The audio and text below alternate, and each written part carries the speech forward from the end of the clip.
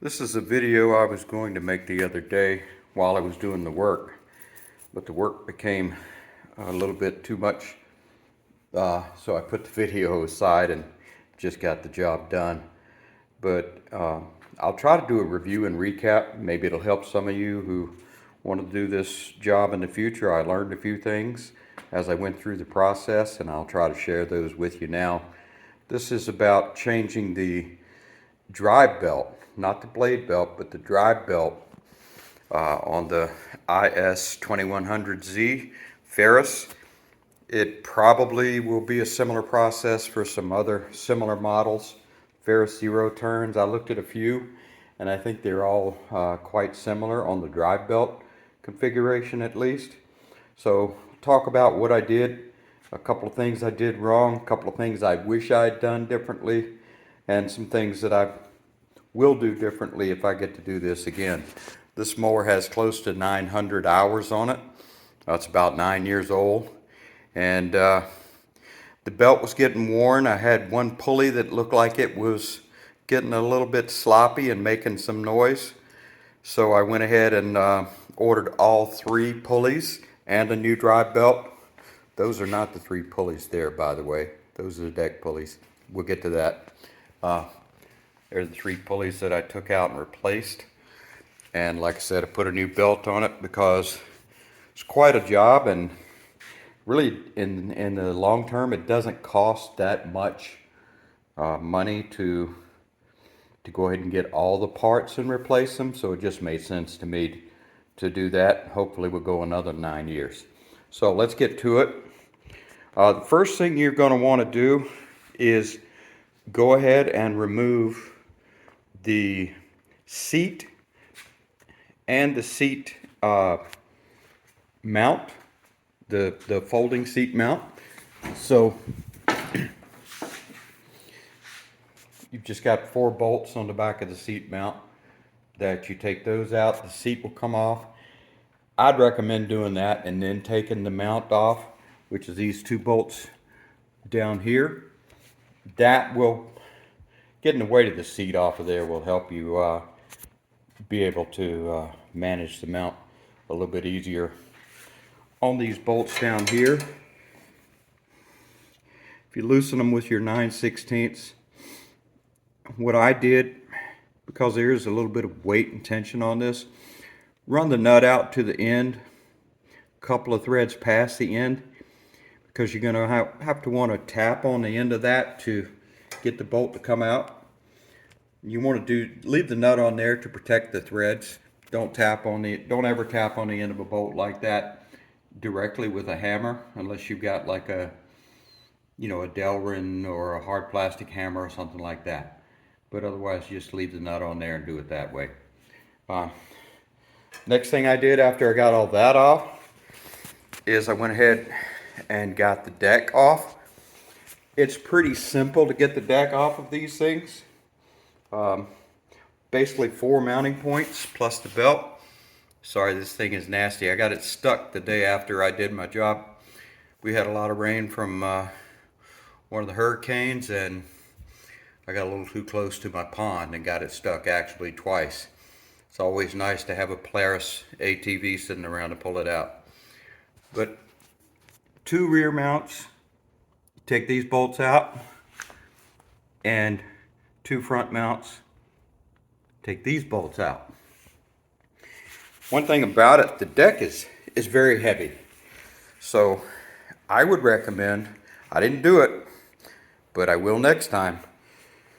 That deck is heavy and it's real flat all the way across the bottom, so you get a lot of surface engagement.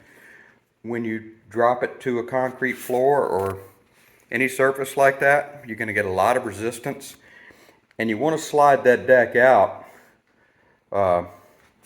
to the right side of the mower. In other words, from there, coming this way. And when you do that, if that thing is trying to drag across concrete floor, it makes it really difficult. It's heavy and it's hard to move. You can see my video about how to get the belt off the deck but it's pretty simple. What you'll do is you'll take these covers off, and there's a, you can see it in my other video, but there's a place in here to put a 1/2 inch breaker bar or 1/2 inch ratchet. Pull it back to you. That will relieve the tension off the belt. Then you can drop the belt off the pulley on the main drive shaft in the back. Once you've done that, taking those 4 bolts out, the deck and the belt are all freed up and will come right out. Now the other thing, like I was talking about the deck, a floor jack, if you've got the mower lifted up in the transport position, a floor jack will go right under here. Usually you can put it under one of these corners, or you can run it all the way up under here to the center and lift the whole thing at once. But lifting it with a floor jack or some other means will certainly help take the tension off of these chain mounts, suspension mounts, and make it easier for you to get those bolts out and manipulate everything. Floor jack, I didn't try it, but you should be able to actually leave the floor jack under it and use that to roll the deck out from under the main mower frame. If you don't have a floor jack to be able to do that, then you can put it in the transport position, put some blocks, you know, like some 2x4s or anything like that under the deck, then drop it down to one of the lower positions, let the weight of the deck rest on those, and that will also give you the slack in those chains.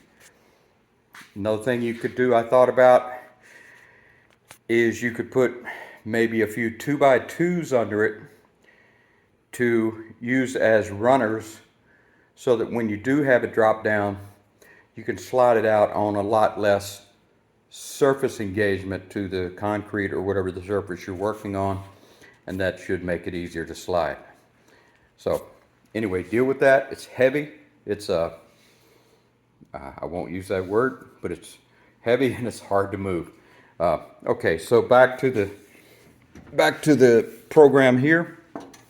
After you get the seat and the seat mount, the folding seat mount off,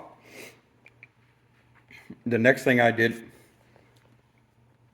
was I took these bolts that hold the hydraulic fluid reservoir.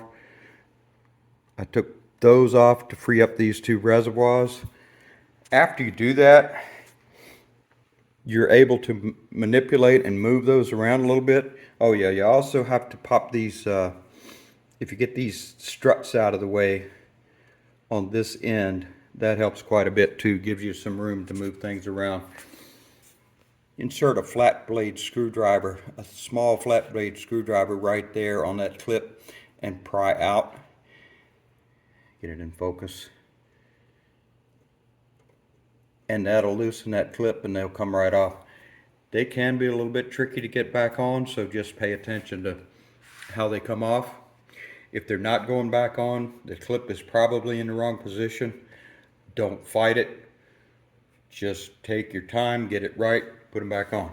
But you can manipulate these, you can move. I moved one of these and was actually able to feed it down and under the framework here and get it back in this area. And then the other one I just moved off to one side.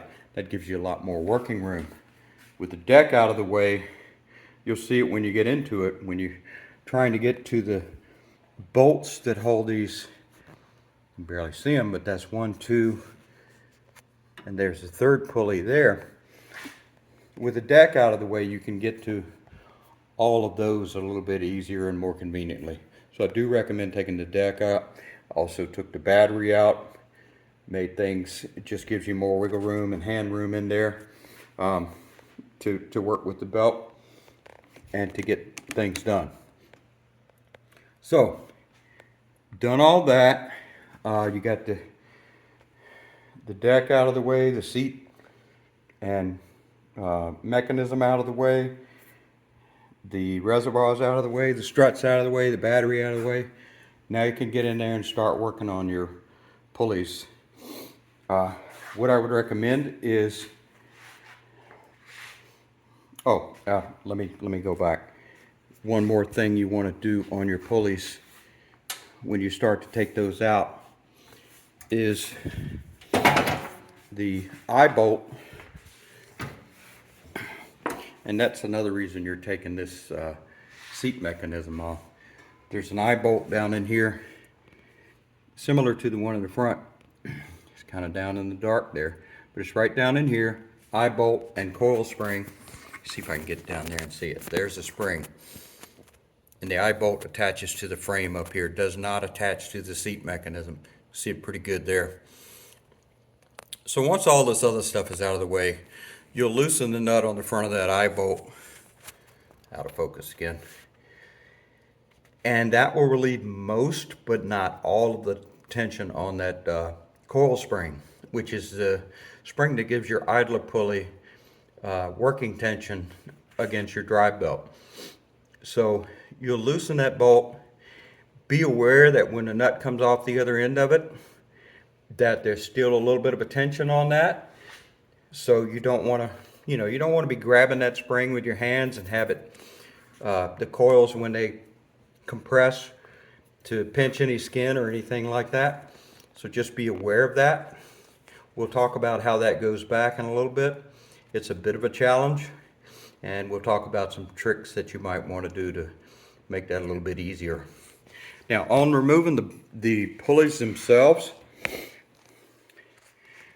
I'll post a diagram in this video at the end that shows all the different parts and pieces, and I'll also post a picture of my order with the company I ordered from.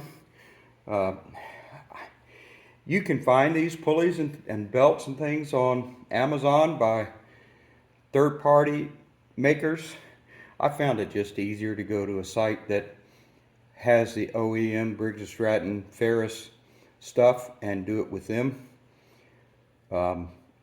Make your own choices, but I feel like these things are going to last 900 hours and 9 years, then it's probably worth it to go with the OEM and amortize that little bit of extra cost over that 9 years. Okay, so you got everything out of the way. You got the tension off the belt, if your belt is still there. If it's broken, then obviously you're dealing with another situation. But if your belt is still there, you'll get your belt off the off the pulleys and off of the motor shaft in the back. We'll talk about that in a minute too. The belt coming off and going on will clear these fans. The belt wraps both fans on both sides. You do not have to take those fans off. It will slip right over and by those fan blades. So be aware of that. They don't have to come off. Want to take them off, but they don't have to. One thing I would recommend doing on the pulleys, because there are so many different washers and bearings and spacers, covers, different things on these pulleys. Kind of wish I'd done it when I did mine. Excuse me. But if you take like a piece of cardboard, and as you take these pulleys off, if you would lay out in reverse order what came off and the order and position that it came off, up, down, you know what I mean, which part facing up, so forth. But then, excuse me, it's that time of year for me, sorry. But then when you get all of this stuff off, when you get the bolt and all the various washers and spacers and things out of each one, what I would do when I do this again is I would use that cardboard to differentiate between what goes under the pulley and what goes above the pulley. Kind of like the cardboard would be the substitute for the pulley, until you put the new pulley in. So you'd run your bolt, punch a hole in the cardboard, run your bolt and your washer from the bottom side, whatever else is on the bottom side, any spacers or anything. Cardboard becomes the placeholder for your pulley. Then you put in the correct order and position all of the other parts back on top, and do that for each pulley. Have them laid out, separated, keep your work organized. That way it'll make things a little bit easier going back. I didn't do that. I had a pile of parts, so I kind of had to just refer to the manual and sort my parts out. It just took a little bit of time, but it's doable either way. Just makes it easier. I'm going to grab a light so I can show you a couple of more things, because there are a couple of things that you'd also want to know here. And I should have already mentioned it, but I'll do it now. You can work on it with rear wheels on the ground. On my do-over, I would actually raise the back end with my floor jack and then put maybe a concrete block, a 8-inch concrete block. If you got some scrap 6x6 or 8x8 laying around that's solid, anything that's going to be nice and wide enough and solid enough, stable enough to get that whole back end off the ground some more would be to benefit to you. What you're going to have to do to get this belt off of the rear, where the PTO clutch and everything are, is you're going to have to remove this. Let me get the lighting right. You're going to have to remove this PTO clutch, and it's got a little mechanism switch right there that plugs in the top. It's going to be hard to get that on an angle, but there's a bolt. You'll see it when you get under there, but there's a bolt and a nut right here that fit into a slot that's like this slot on the other end of the PTO clutch and brake. You'll loosen that nut or take it off, but then the worst part is these two. This is like a heavy rubber flap. If I can get that in focus. I forget what they call this piece, but it's essentially a guard for the belt. These two bolts right there, here and here, they have to be removed, and there are nuts on the top side of that flap that's kind of boxed in with a metal frame, so it's a little bit tricky to get a 7/16 wrench up in there to hold those. It can be done. It's just, I'm telling you, you may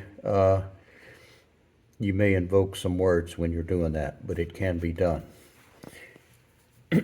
So I'll show you one other trick that I discovered. I don't know where we are on orientation now. Sorry if these things are flipping around, but we're all upside down and backwards anyway. But one other trick that I discovered on this,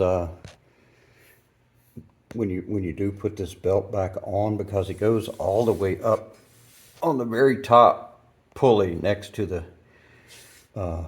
very bottom of the motor. And I finally figured this deal out. I actually learned this trick by having to put some tires back on some small rims from another YouTube video. So if you've got a couple of vice grips, or really anything else, that would do it. Once you get that belt on that pulley, this will be out of the way. That's magnetic, by the way. And you can clamp a vice grip on each side of the lip of that pulley. And what that'll do is keep that, when you're back working up front and getting your new pulleys and belt on, it'll keep that belt in place up there in the groove of that pulley where it's supposed to be, and keep it from falling down. It fell down on me several times before I got those vice grips out and figured out a better way. So that's worth noting as well.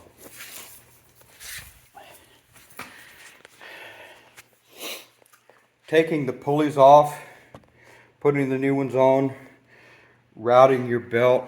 You've got diagrams in your manual on the belt routing, but essentially it's very similar to the one that's on the front. So there'll be a parallel, two parallel strands going back to the pulley, coming back to the center, and then they both come to the center and diverge from there, going around the idler pulleys, coming back,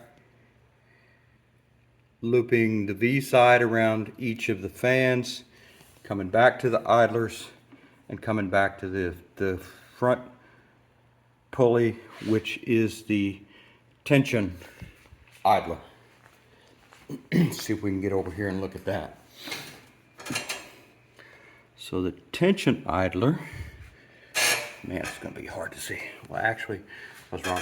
The tension idler is not the front, it's the one. I'm on the left side of the mower now, so it's the rear left one. And you can see there's an arm attached to that. So that pulley actually suspends from that arm. Actually, it's two pulleys. One is on the shaft, the arm mounts, and then the other one suspends from the arm. Sorry, I'm trying to remember all this stuff as I go.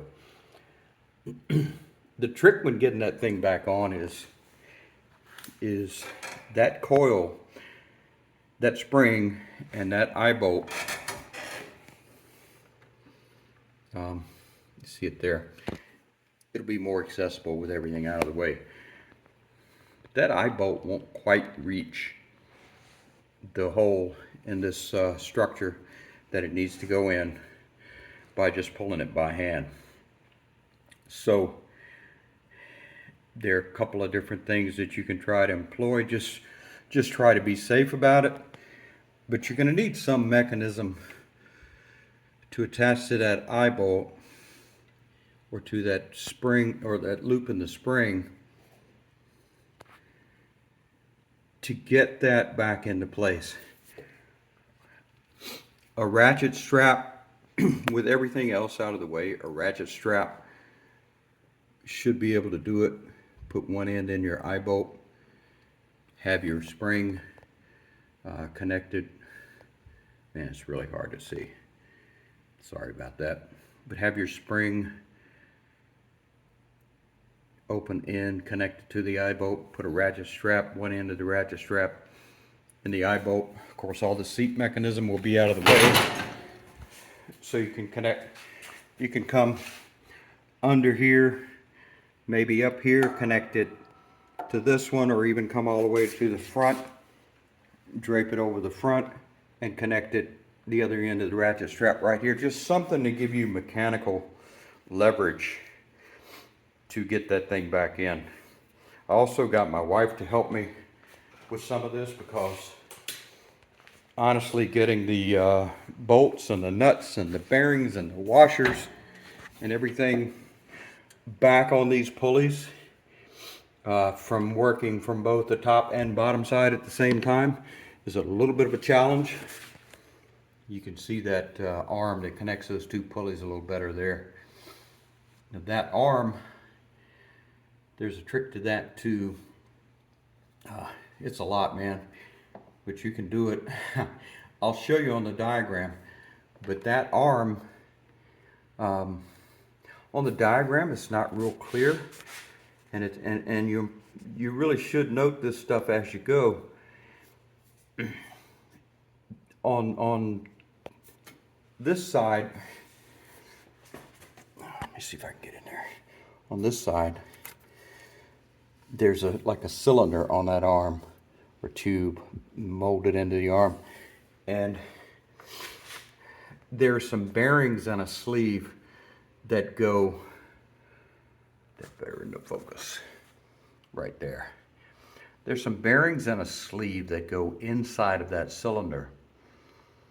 If you look at the parts diagram, they almost show the sleeve going above the washer on here, but it becomes evident that's not the way it goes. The sleeve goes inside, and then there's a bearing, a seal bearing that goes on the top and the bottom that allows that pulley to, the pulley has its own bearing, but it allows that thing to move within that arm a little bit freely as your drive belt tension comes and goes.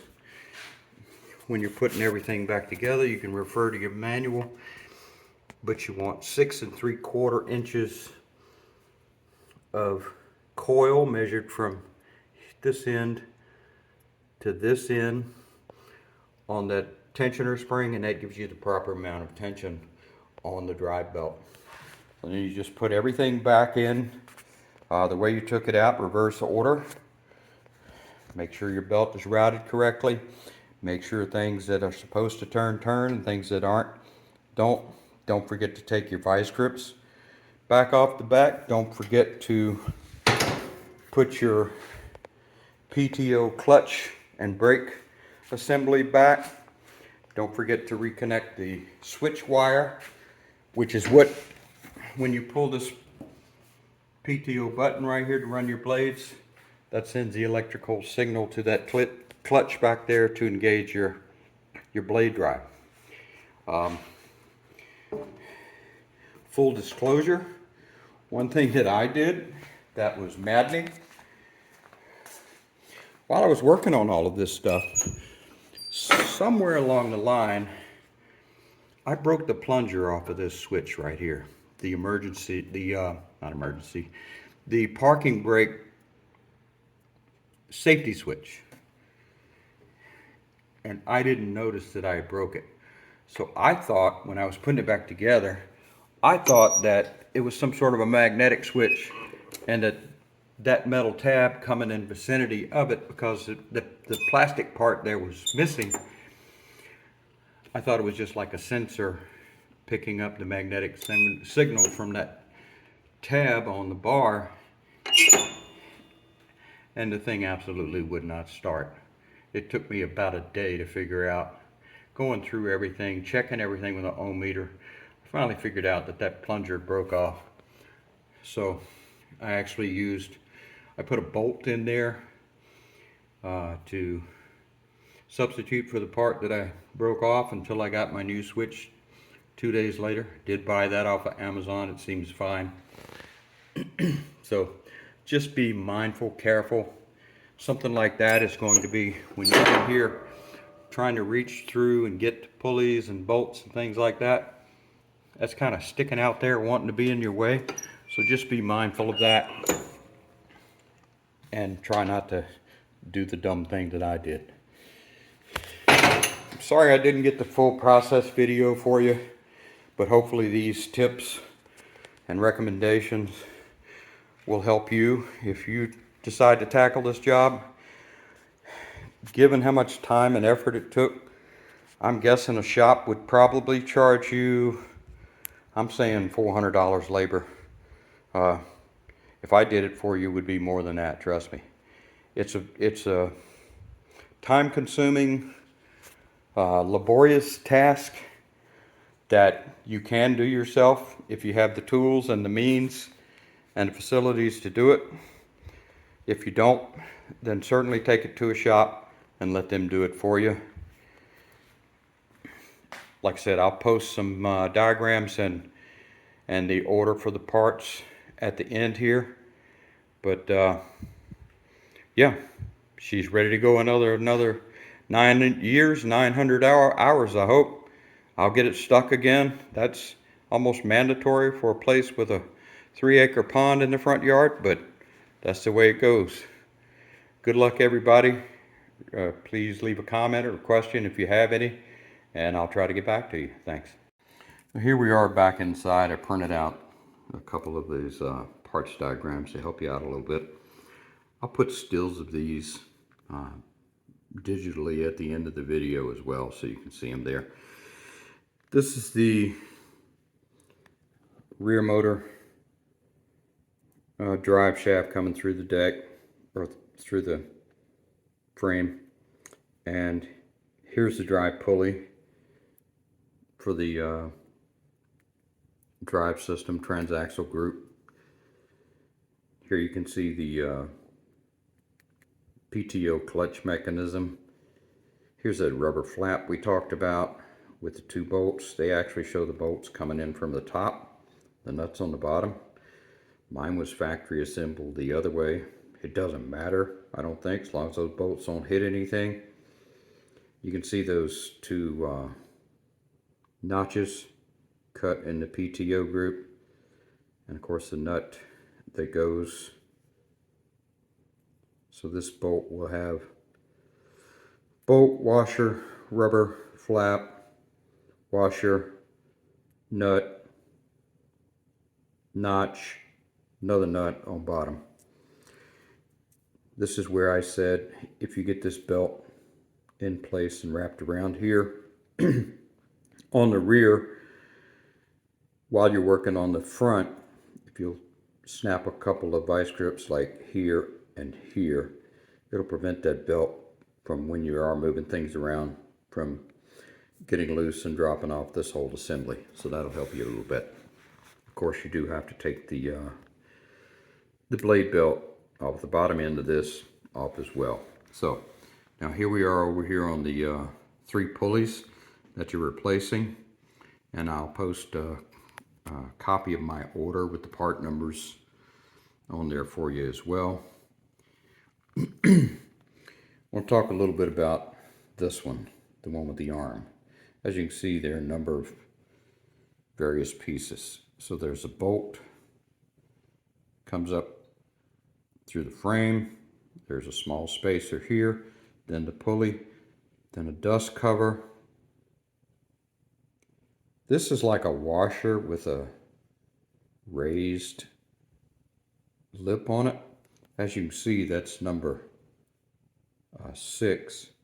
You check your parts diagram, you'll notice there's another number 6 up here. So there are 2 of these. That'll help you too. There are 2 of these on this control arm, tension arm. So anyway, back to, so it's that, then the arm, and it looks like a spacer here, but that's actually a bearing. So there's a bearing on the bottom. This should actually be shown going under the bottom side. Then this sleeve goes inside of that cylinder of this arm. Another bearing, see number 12.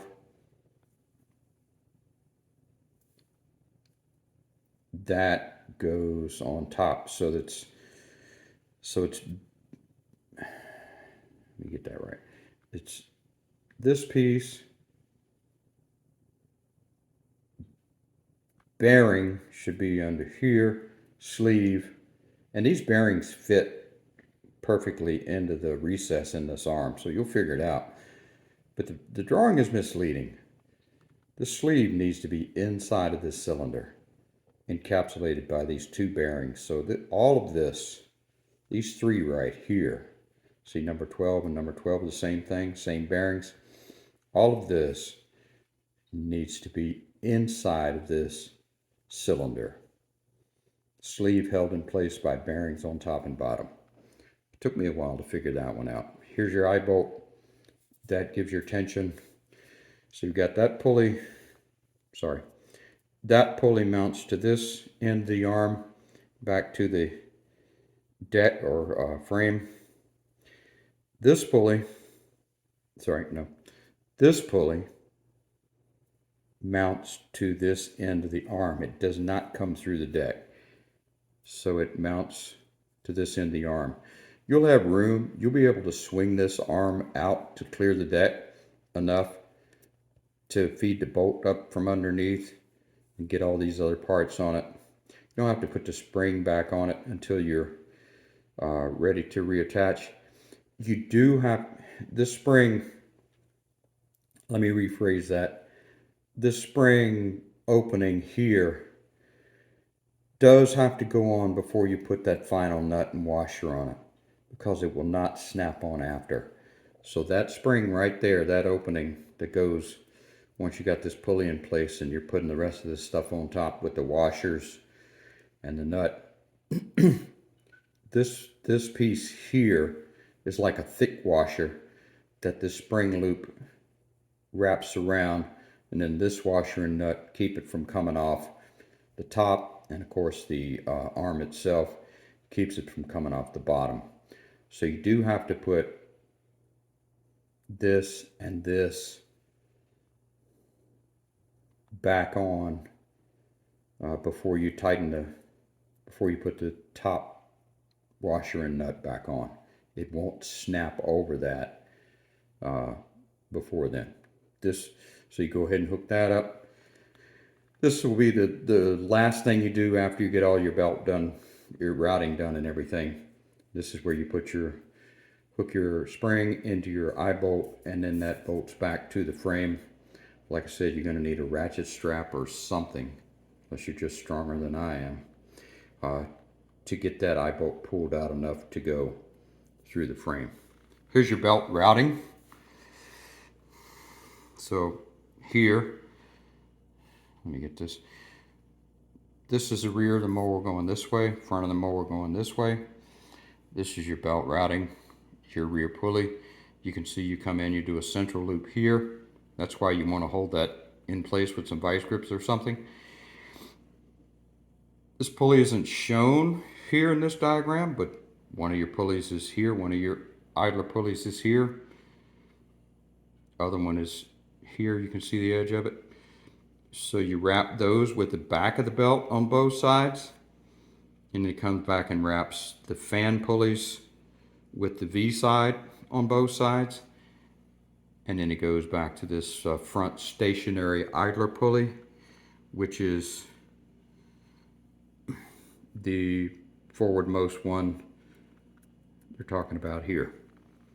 It'll all make sense when you get it on there. It's a little bit tricky, not an easy job like I said, but you can do it.